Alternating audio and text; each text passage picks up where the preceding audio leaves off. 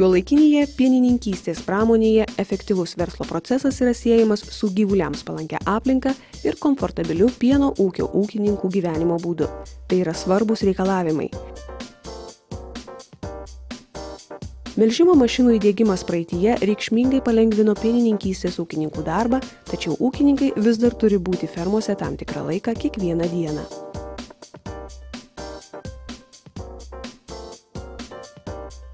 Automatinė melžimo sistema įgalina pamelžti karves be žmogaus įsikišimo bet kuriuo paros metu.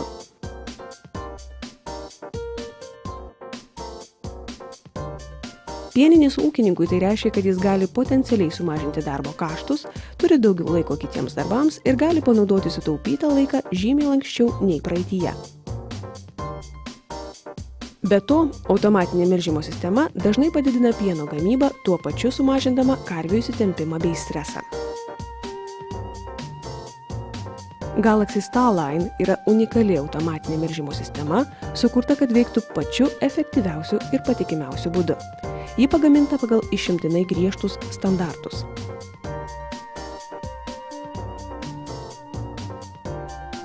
Galaxy Starline suprojektavo Incentec, vienas greičiausiai augančių pasaulyje automatinių melžimo sistemų gamintojų, turintis daugiau nei 25 metų patirtį žemės ūkio automatizacijos srityje. Incentec taip pat pats pagamino Galaxy Starline. Galaxy Starline automatinės melžimo sistemos yra gaminamos bendrovės gamykloje Olandijoje. Incentec ne tik sukūrė ir pagamino mechaninę dalį, bet taip pat suprojektavo ir pagamino elektroninės sistemas, įskaitant visas spausdintinės schemas.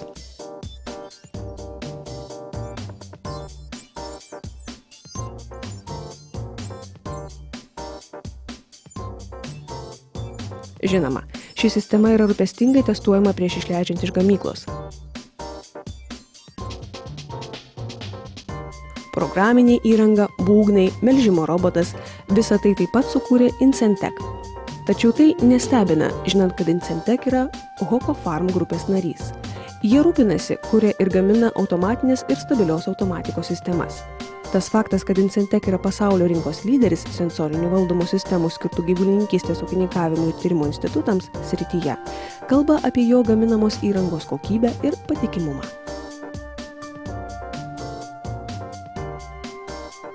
Pati karvė sprendžia, kada yra laikas būti melžiamai.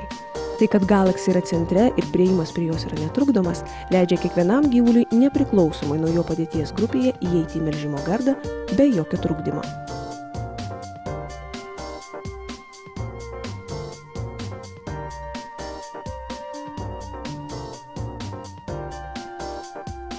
Identifikacijos sistema atpažįsta karvę pagal atsakiklį, kuris yra pritvirtintas prie karvės antkaklio arba kojos ir iš duomenų bazės išrenka reikiamus informacinius duomenis apie ją. Šių duomenų pagrindų sistema gali nustatyti, ar karvė yra laikas būti melžiamai. Jei ne, karvė išeis iš melžimo roboto.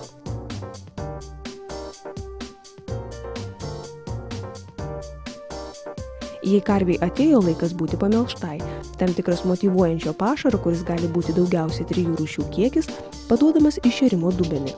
Automatinė ranka pasiekia karvės papilvę ir optinė sistema nustato spenių buvimo vietą.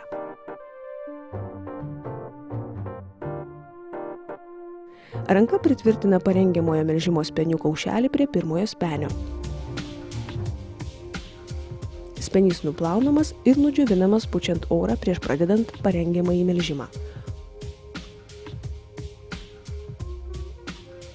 Po to, kai melžimui parengiamas pirmasis spenys, antrasis yra parengiamas melžimui tuo pačiu būdu. Tada trečiasis, po to ketvirtasis.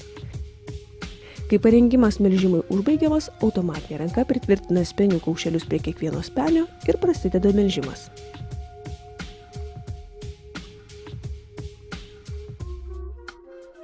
Automatinė ranka atsitraukia, kad išplautų ir dezinfekuotų parengiamojo melžimo spenių kaušelį. Melžimo metu automatinė ranka nebūna po karvę. Kad sutrumpintų melžimo laiką, Incentec pasirinko melžimo režimą, kuris užtikrina, jog optimalus spenių paruošimas leistų maksimaliai išsiskirti oksitocinui bei maksimaliai padidinti